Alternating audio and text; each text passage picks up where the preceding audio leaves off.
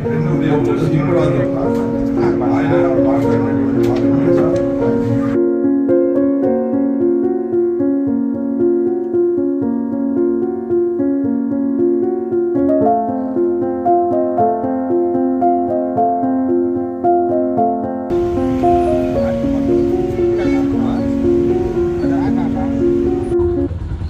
Official page నుంచి పెట్టినటువంటి case. రెండవది ఏంటంటే ఇది ఒక విచిత్రమైన కేసు. ఆయన ఎవరు యూట్యూబ్లో సీమరాజు అంట, ఆయన ఏం మాట్లాడతాడో అర్థం కాదు. ఆ కండువానే వేసుకుంటాడు, వైసీపీ కండువానే, ఆ మనిషిగానే ఉంటాడు. మమ్మల్ని అసభ్యకరంగా మాట్లాడుతుంటాడు, భయంకరంగా మాట్లాడతాడు, పచ్చి బూతులు మాట్లాడుతూ ఉంటాడు. మళ్ళీ ఇవాళ నేను మాట్లాడాను కదా, మళ్ళీ రేపు యూట్యూబ్లో మళ్ళీ మాట్లాడతాడు. ఇది జరుగుతూ ఉంది, దీని మీద మీరు యాక్షన్ తీసుకోండి అని చెప్పేందుకు నేను ఈరోజు ప్రత్యేకంగా ఇవ్వడం జరిగింది. చూడండి ఒకసారి ఆయన పెట్టేటటువంటి యూట్యూబ్లో ఆయన మాట్లాడే మాటలకు ముందు ఆయన కంప్లైంట్స్ ఏంటో ఒకసారి చూడండి. ఇది కంప్లైంట్ ఏంటంటే, ఏపీ టోల్ గేట్ వద్ద అడ్డంగా దొరికిన సంజన సుకన్య రంగంలో అంబటి రాంబాబు. ఇది మా మనోభావాలు దెబ్బతింటుంది. రెండు, ఒరే ఆంబోతు, నా పార్టీని మింగబెట్టడానికే కదరా నువ్వు ఉన్నది. సీమరాజు సంచలనమైన ప్రశ్న. సీమరాజు గారు ఇది ఒకటి. రెండవది, సుకన్య సంజనలో వదిలేసి నా వెంట పడ్డాడు Ambati Rambabu. I love you Raja. వాళ్ళ కామెడీ ఉంది కదా, పెడుతుంటాడు. ఇప్పుడు మా మనోభావాలు దెబ్బతినకూడదు. కానీ చంద్రబాబు నాయుడు గారిని ఏమన్నా అన్నా, లోకేష్ గారిని ఏమన్నా అన్నా, వాళ్ళ మనోభావాలు మాత్రం దెబ్బతినిపోతాయి. డీజీపీ గారి దగ్గర నుంచి ఎస్ఐ వరకు కేసులు పెట్టి లోపలేసేస్తారు. కానీ ఇక్కడ మాత్రం మా మనోభావాలు దెబ్బతినవు. మళ్ళీ ఇంకోటి, అంబటిపై కొత్త కేసు, మళ్ళీ కొత్త కేసు అంట. మరి ఏం కేసు నాకు తెలియదు. సీమరాజా విశ్లేషణ చూడండి వివరాల కోసం. ఒకటి, రేపు అన్నని కూడా ఇట్లానే పట్టిస్తావా? అంబటికి సీమరాజు సూటి ప్రశ్న. ఈ రకంగా ఒకటి కాదు, రెండు ఛాన్సెస్ మాత్రమే మీకు నేను చూపించేటటువంటి ప్రయత్నం చేశాను. మరి ఎవరో ఈ సీమరాజు నాకు తెలియదు.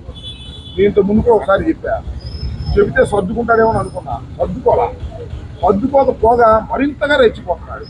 రెచ్చిపోయి ఇష్టం వచ్చినట్టుగా మా మనోభావాలు దెబ్బతినే విధంగా చేస్తున్నాడు. కారణం ఏంటంటే, మీరు ఒక సినిమాలో చూశారుగా, రజనీకాంత్ రోబోట్ సృష్టిస్తారు. అదే సినిమా నాకు గుర్తులేదు. అట్లాగే ఇది లోకేష్ గారు సృష్టించినటువంటి రోబో లాంటి వాడు. ఎవరు? మన సీమరాజు. లోకేష్ గారు ఏం చెప్తే ఆయన మాట్లాడతాడు. లోకేష్ గారే దగ్గరుండి దీన్నంతా నడిపిస్తాడు. బ్యాటరీ అయిపోతే రోబోకి మళ్ళీ బ్యాటరీ ఛార్జ్ చేస్తారు కదా, మళ్ళీ ఛార్జ్ చేసేది కూడా లోకేష్ గారే. ఆయనే పెట్టుబడి, అది ఒక పెద్ద స్టూడియో, దానిలో పెద్ద హంగామా తయారు చేసేందుకు కొంతమంది మనుషులు, ఒక పెద్ద ఇండస్ట్రీ లాగా పెట్టి లోకేష్ గారి సృష్టితో తయారైనటువంటి సీమరాజు రోజు విచ్చలవిడిగా మమ్మల్ని దూషించే కార్యక్రమం చేస్తున్నారు. చాలామంది ఎందుకంటే వదిలేండి సార్ ఆ సీమరాజుని, అది అట్టగే మాట్లాడతాడు, మీరు దాన్ని పట్టించుకోమాకండి, అనవసరంగా అతనికి ఎక్కువ ప్రిఫరెన్స్ ఇస్తున్నారేమో అన్నారు. కాదు, మీరు మనం చేస్తాం. ఆ సీమరాజు అనే వ్యక్తి లోకేష్ ఆదేశాల మేరకు పనిచేస్తున్నాడు కాబట్టి ఇవాళ మొదటి కంప్లైంట్ నేను ఇవ్వడం జరిగింది. చట్ట ప్రకారంగా వదిలే ప్రశ్నే లేదు, ఎంత దూరమైనా వెళ్తామని ఈ సందర్భంగా నేను మనవి చేస్తున్నాను. పోలీసు వారు దీని మీద కేసు రిజిస్టర్ చేసి తన మీద యాక్షన్ తీసుకుంటారా, తీసుకోరా? తీసుకోకపోతే అర్థం ఏంటో తెలుసా? వారే దీన్ని ప్రోత్సహిస్తున్నారని కూడా అర్థం కావాల్సి ఉంటుంది ప్రజలకు. ఈ విధంగా జగన్మోహన్ రెడ్డి గారి మీద ఇదంతా వెనకుండి నడిపిస్తున్నటువంటి వ్యక్తి లోకేష్ గారు. నేను మనవి చేస్తున్నా, ఆ సీమరాజు మీద యాక్షన్ తీసుకునేంత వరకు ఇవాళ మొదటి కంప్లైంట్ ఇక్కడ ఇచ్చాం.